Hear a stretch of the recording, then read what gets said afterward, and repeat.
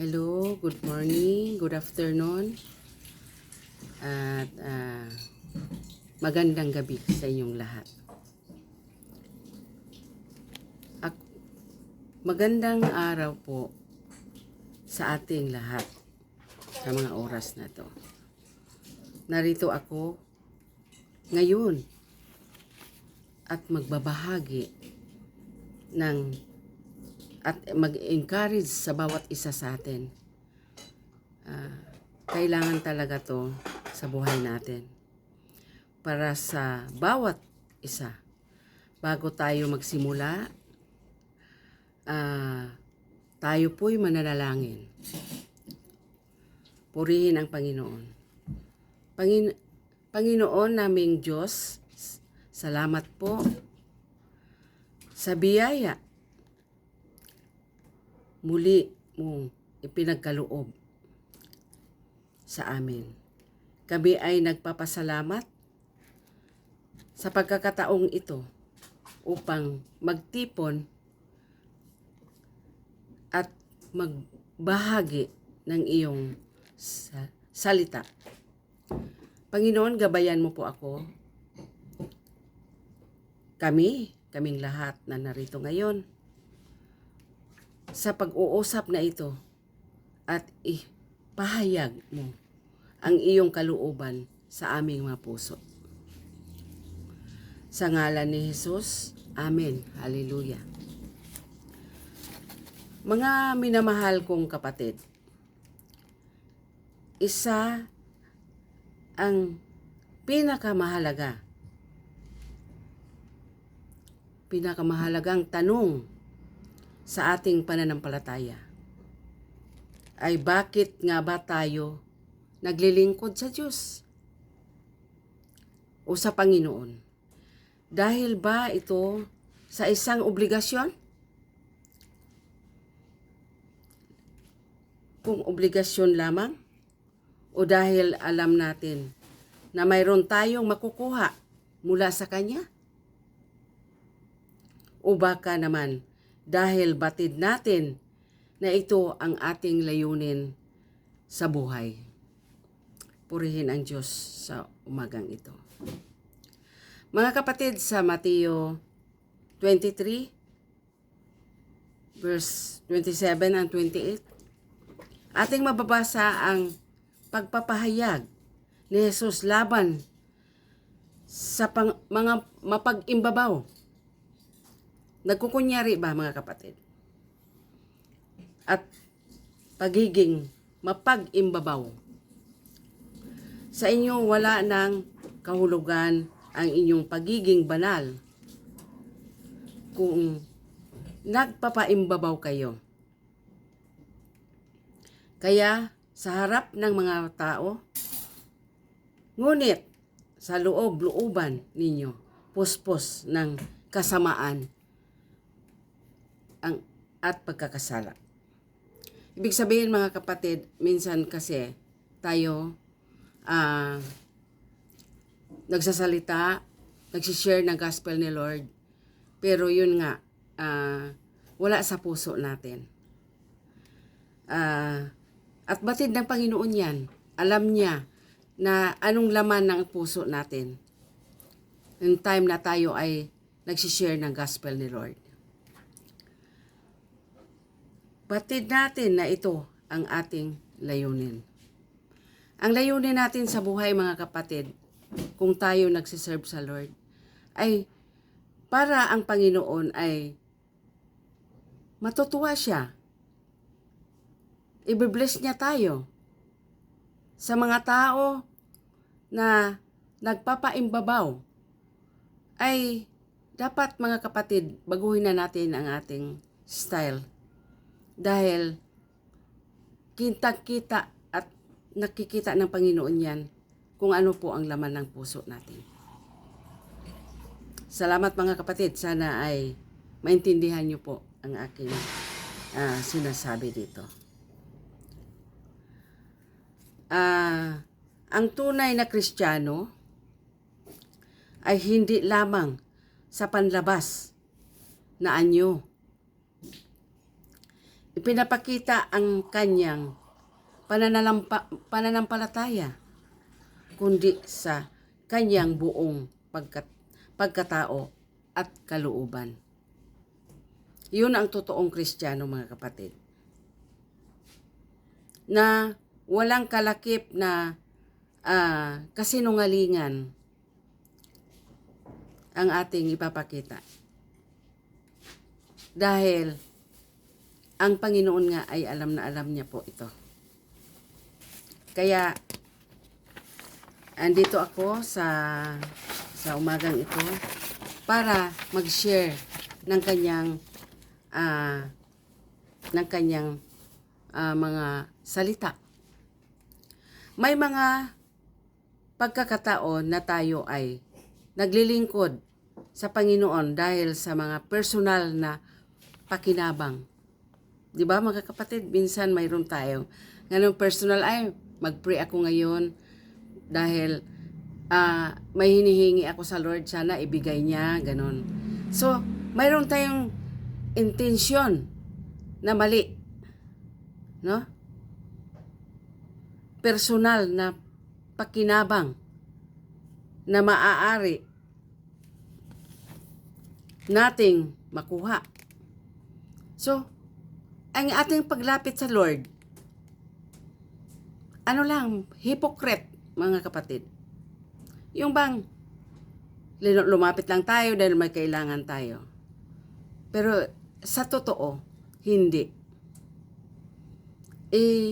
Sabi ko nga, alam na alam ng Panginoon yan. Kung ano yung ating purpose, bakit tayo lumapit sa Kanya.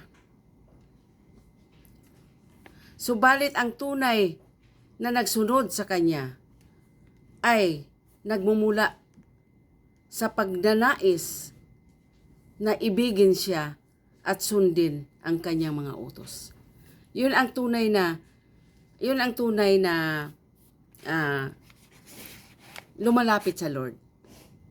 Kung ano yung kalooban ng Lord ay susundin natin. Kaya nga, minsan tayo, pag nagdadasal tayo, minsan, inaano natin na kung ano yung kalooban ng Panginoon. Dahil, minsan karamihan, yung kanilang pagdadasal, yung may personal silang interest para makalapit sila sa Lord. Sa Kawikaan 11:24, mga kapatid, ating mababasa, may nagbibigay ng sagana, ngunit lalo pang dumadami ang kanyang kayamanan. May nagtitipid na labis-labis ang pagtitipid, ngunit nauwi sa kahirapan. Ang paglilingkod sa Panginoon na may pagmamahal, ang kagandahang loob ay nagbubunga ng maraming biyaya.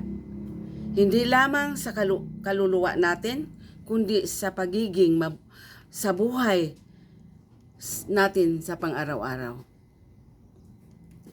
Kuha niyo, mga kapatid, na pag tayo pala'y sumunod sa Panginoon, hindi niya tayo, kung baga sa Bisaya ay pakyasin ba, hindi niya tayo ibibigay niya yung nararapat para sa atin. Amen, mga kapatid? Ngunit nauwi sa kahirapan, ang paglilingkod sa Panginoon na may pagmamahal at kagandahang loob, nagbubunga ng maraming biyaya, hindi lamang sa kaluluwa, kundi sa magiging buhay pang-araw-araw. Napakasarap, mga kapatid, di ba? Yung i-bless tayo ni Lord, at hindi lang yung buhay natin dito sa mundo, kundi hasta yung ating kaluluwa. Dahil haharap tayo sa Lord. Papayag tayo sa hindi. Talagang haharap tayo sa Kanya. Yan po ang mga kapatid na tamang paglilingkod sa Panginoon. Hindi tayo dapat maglingkod sa Panginoon dahil sa pilit o obligasyon lamang. Sa halip, ang ating pagsunod sa Kanya ay dapat nagmumula sa ating pag-ibig sa Kanya at sa pag-unawa sa Kanya kalooban. Para sa atin ang pagsunod sa Diyos ay dapat nagsisimula sa puso, nagpapakilos sa buong buhay sa ating pagka-Kristiyano. Amen. 'Di ba? Yung pagsunod, mga kapatid, hindi lang yan biro na obligasyon natin sa Panginoon. Kung hindi, dahil sa buhay Kristiyano tayo. Kaya tayo sumusunod sa Panginoon dahil hindi tayo inoobliga ng Lord. Kung hindi, yung pagsunod natin magiging maganda ang pagsunod natin sa Kanya dahil nga sa puso natin at pag-ibig sa Panginoon. Kaya tayo sumusunod sa Lord. Kaya sana mga kapatid, makukuha nyo yung ibig kong sabihin. Sa 2 Samuel 20:24 mga kapatid, sinabi ni David, hindi ako tumatanggap ng kahit anong regalo mula sa Panginoon na hindi ko pinaghirapan. Yan ang sabi ni David. Hindi ako nagbibigay sa Kanya ng anumang bagay na walang halaga. Ang bawat handog natin sa Panginoon ay dapat mayroong tunay na halaga at sakripisyo. So ibig sabihin, hindi ito sa pagkaano ko dito, hindi ito yung material things, hindi po. Kung hindi, yung spirit natin, paano tayo lumapit sa Panginoon. Kaya mga kapatid, sa umagang ito, alam nyo, napakasaya ko dahil isa ako sa inatasan na magbasa ng ganyang banal na salita at mag-share kung ano yung nararapat i-share. Kaya mga kapatid, ipagpatuloy natin ang ating paglilingkod sa Panginoon na may buong puso at walang apag-alinlangan. Huwag nating isipin kung ano ang maaari nating makukuha mula sa Kanya. Bagkus maglingkod tayo sa Kanya ng buong pag-ibig at katapatan. Nasa ating kamay ang pagpili, ngunit tandaan natin na ang bawat desisyon ay mayroong mga bunga. Amen, kapatid. Lahat ng ating mga ginawa para sa Lord, may katapat yan, mga kapatid. Alam ng Diyos kung ano yung puso natin, ano yung iniisip natin, ano yung ibig sabihin natin.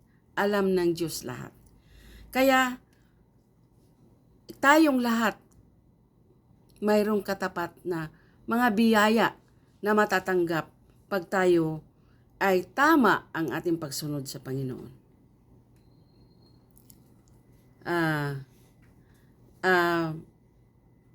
Dugtungan po natin ang ating pag-uusap sa isang mahalagang punto ng pagiging maingat sa pagbigay na ating panunuorin, pinapakinggan at binabasa kung paano ito nakakaepekto sa ating buhay. Ito rin, malaking to kasi yung minsan yung mga pinapanood natin sa television, kung ano man, yung mga binabasa natin, yung mga maling binabasa natin na mga kagaya ng mga may mga pangit, na nakikita natin sa ating mga binabasa, hindi pala karapat-dapat yan sa Panginoon. Ipagpatuloy natin ang paglilingkod natin sa Kanya. Ipagpatuloy natin mga kapatid. Sa kasalukuyang panahon, napakadaling mapahanga at makalingon ang mga bagay na nagdudulot ng pansamantalang kaligayahan. Ibig sabihin ng Panginoon yung minsan yung mga ginagawa natin na hindi kararapat-dapat sa Kanya ay bigla tayong napapalingon dahil minsan hindi natin maiiwasan. Pero hindi natin alam mga kapatid, ngayon pala ay nagdulot ng hindi kasiyahan. Nagdudulot ng pansamantalang kasiyahan ay hindi pala karapat-dapat. Kasi sasabi nga niya dito, sa kasalukuyang panahon, napakadaling magpahanga. Madali lang daw tayo magpahanga. Mapalingon sa mga bagay na nagdudulot ng pansamantalang kasiyahan. Madali lang pala. Pero iba ang epekto sa ating buhay Kristiyano mga kapatid. Purihin ang Panginoon. At lagi tayong nanonood ng mga nakakatuwa, nakakaayang panlabas. Maaari tayong maging masayahin palagi sa panlabas na anyo. Ngunit, sa kabilang banda, kung lagi tayong nanonood ng mga walang kabuluhang aksyon, movie, horror, o anuman uri ng mga palabas na nalalaman ng karahasan at kadiliman, ang ating mga mukha ay maaaring magdulot ng pangit na epekto. Ayon sa mga siyentipikong nagsusuri, ang labis na panunood ng ganitong uri na palabas ay maaring magdulot ng pagsikil ng mukha at magkaroon tayo ng mga wrinkles. Naku mga kapatid, papayag ba tayo niyan? Hindi tayo papayag. Akala natin nasisiyahan tayo, akala natin tama tayo, pero hindi pala mga kapatid. Hindi pala. Kasi nasisiyahan yung mga bad spirit sa atin. Dahil yung mga pinapanood natin, mga binabasa natin, ay hindi kalooban ng Panginoon. Kaya, purihin ang Panginoon, Lord God, sa umagang ito. Dahil, bless na bless ako dito sa aking sinishare sa inyo. Sa halip na ito, dapat nating pagtuunan ng pansin ang pag-alaga ng ating espiritual na kalusugan sa pamagitan ng pagbasa, pakikinig at pagsunod sa balita ng Diyos. Sabi ng Kawikaan, maging Kawikaan 3:8, maging kabuluhan ito sa inyong puso at kalusugan. Ang inyong mga buto, ang salita ng Diyos ay parang gamot na nagbibigay buhay sa ating mga buto, sa nagpapaginhawa sa ating kaluluwa. Wow! Mga kapatid, napakaganda pala nito. Kasi yung pagsunod pala natin sa ating Panginoon, nakakaano pala yun. Kung baga sa sabihin na lang natin, nakakabata siya, nakakasaya sa puso natin. At yun ang sinabi dito sa Kawikaan na magiging kabuluhan ito sa inyong puso at kalusugan. Ang inyong buto, ang salita ng Diyos ay parang gamot na nagbibigay buhay sa ating buto at nagpapaginhawa sa ating kaluluwa. Wow! Napakasarap pakinggan, mga kapatid. Ang puso pala natin, ito lang yung gamot na tayo ay sumunod kung ano ang kalooban ng Panginoon. At lagi na tayong nanunood ng mga aral, pangangaral, maaring mapansin natin ang hindi lamang ang ating espiritual na kalusugan ang nag-improve, kundi maging ang ating physical na anyo ay magiging malapit sa salita ng Diyos at magbibigay sa atin ng kagalakan at pag-asa na hindi kanyang bibigyan ng anumang palabas sa mundo. Lord, napakasarap ng inyong layunin sa bawat isa sa amin. Napakasarap po. Dahil po, tinuruan mo po kami na mga ganitong bagay para kami po ay lumapit at magdasal, mag-aral na inyong banal na salita para sa amin, mga kapatid. Para sa ating lahat. Hindi lang sa akin, sa ating lahat, mga kapatid. Kaya mga kapatid, ito rin nating mahalaga ang mga bagay na ating pinapanood, pinapakinggan at binabasa. Dahil ang mga ito ay may malaking epekto sa ating buhay. Huwag nating pabayaan ang ating spiritual na buhay. Yung ang pinaka-importante.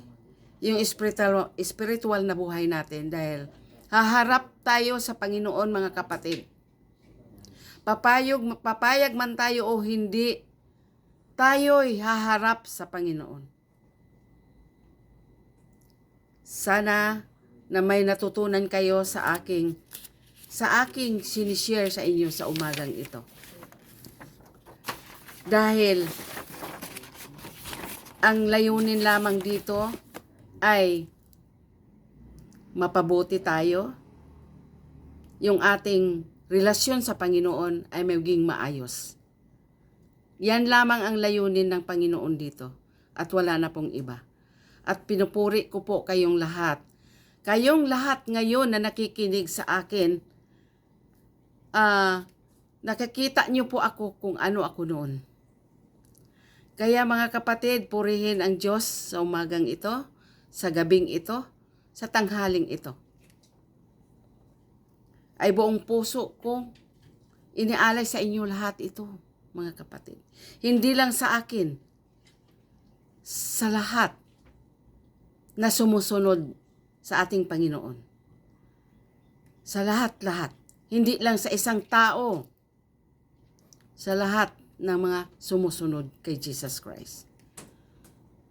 Purihin ang Panginoon. Parang hanggang dito na lang tayo magtatapos sa sharing natin.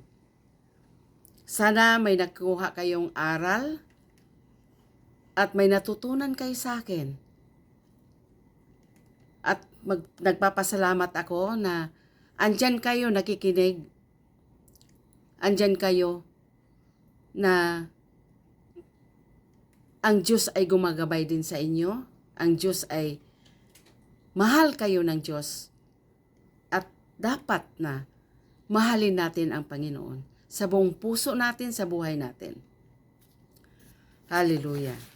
Sa oras na ito, tayo na po'y manalangin. Panginoon, salamat sa inyong pag-ibig at pag-aalaga sa amin. Sa tulong mo, kami naging maingat sa mga bagay ng aming hinahayaang pumasok sa aming mga puso at isipan. Gabayan mo po kami, Panginoon.